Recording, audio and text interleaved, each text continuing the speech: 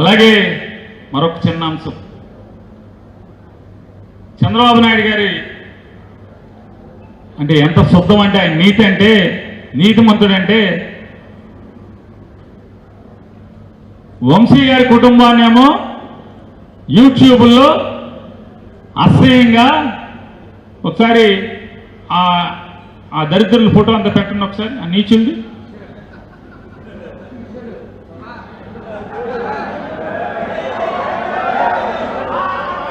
ఒకటొకటి ఏంటి అది పరిగెత్తి ఏ వారం అంటే అశోక్ చెప్తేనే జాగ్రత్తగా తీసుకెళ్తావా, మేము చెప్తే ఎత్తేస్తావా? మెల్లగా తీసుకెళ్ళి ఒకటి అంటే ఎంత బాగా వాటేసుకుంటున్నారో చూడాలి కదా.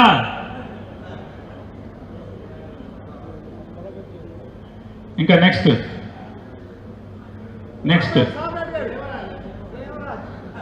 చూడండి, ఆయన వయసు ఏంటి, ఏదో సినిమాలో ఉంటుంది, ఆ గేజ్ ఏంటి, ఇదేంటి, ఆ వయసు ఏంటి, ఆ అనుభవం ఏంటి, ఎవరితో ఫోటోలు దిగుతాడు, ఎవరిని వాటేసుకుంటున్నారని.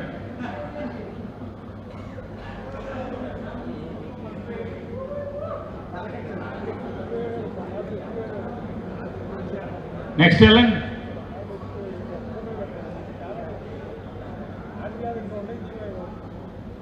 ఈ దుర్మార్గులతో ఈ నీచులతో వంశీ గారి కుటుంబాన్ని ఇష్టారాజ్యంగా మాట్లాడిస్తారు. ఏదో వంశీ గారు అనకుండానే అనేశారనో లేకపోతే ఆయన ఆ బాధతో తన కుటుంబాన్ని అనిపించారనే బాధతో ఒక నోరు జారితే తిరిగి అదే మాటలు అంటే వంశీ గారి కుటుంబాన్ని ఏం మాట్లాడిస్తున్నాడో ఈ నీచులతో అదే మాట అంటే గారు నేడుస్తారు, ప్రపంచం అంతా తప్పు అంటారు. అక్కడికి వంశీ గారు ఒక మాట చెప్పాడు, పశ్చాత్తాపాన్ని మించినటువంటి ప్రాయశ్చిత్తం లేదు.